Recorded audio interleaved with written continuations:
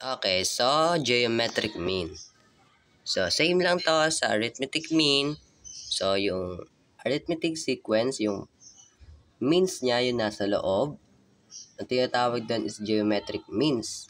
Geometric means ang tawag natin if the sequence is geometric sequence. And then, yung first and last term ng geometric sequence, ang tawag doon is geometric extremes. Okay po, so alam nyo na yan. Madali lang yan. And then, dito naman, kapag isa lang yung nawawala, mean lang, hindi ang ginagawa dito is pinagmumultiply yung dalawang terms. And then, after nyo i-multiply yung dalawang terms, i-square nyo. Square. And then, pagka-square nyo, get nyo yung square root nun, ayun na po yung sagot. Okay po. So, para mas maintindihan nyo, magbigay ako ng example ng isang geometric mean and then yung isa naman is means na yung marami nang nawawala.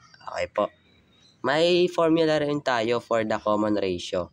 Same lang sa geometric mean, may formula din for common difference.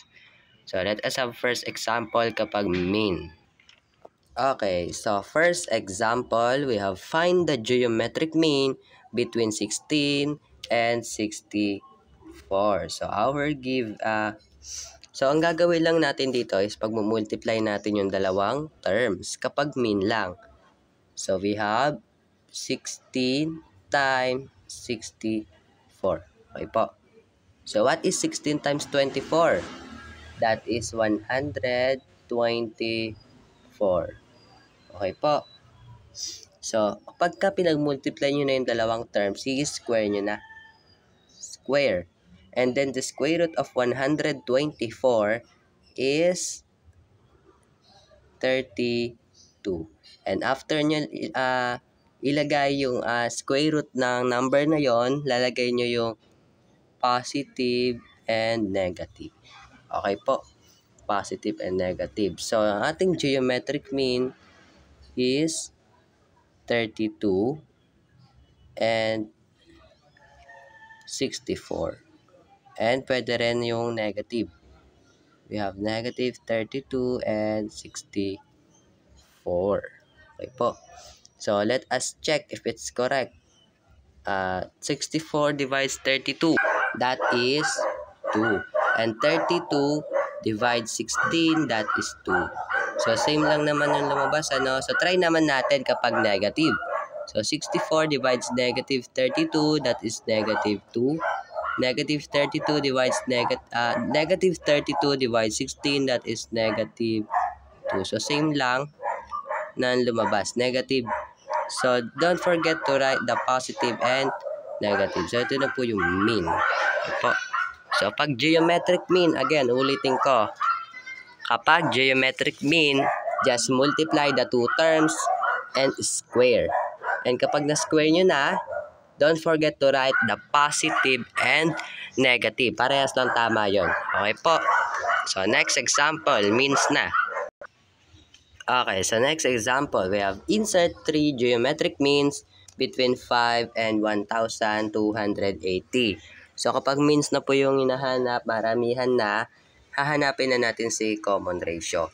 And then, meron po tayong formula for the common ratio. So, we have R is equals to, R natin is the common ratio, N minus 1, K is equal, and then maglalagay tayo ng radical sign, and then yung nasa numerator is the A sub n all over A sub 1. K pala. So, yung A sub k po, yun yung first term. Okay po, same lang yan.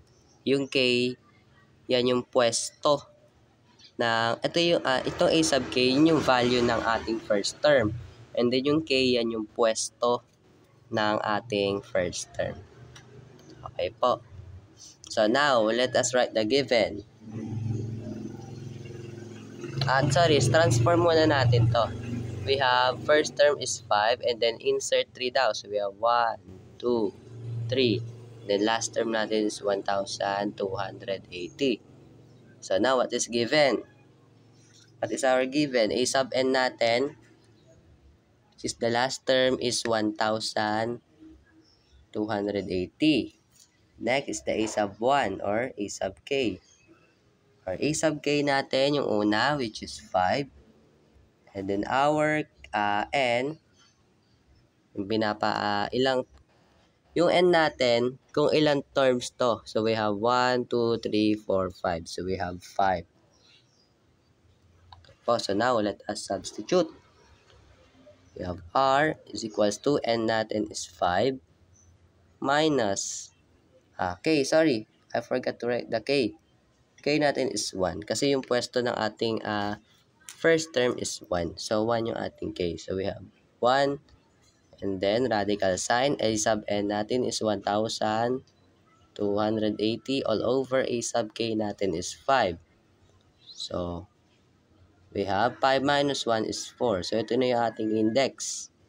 And then 1,280 divides 5.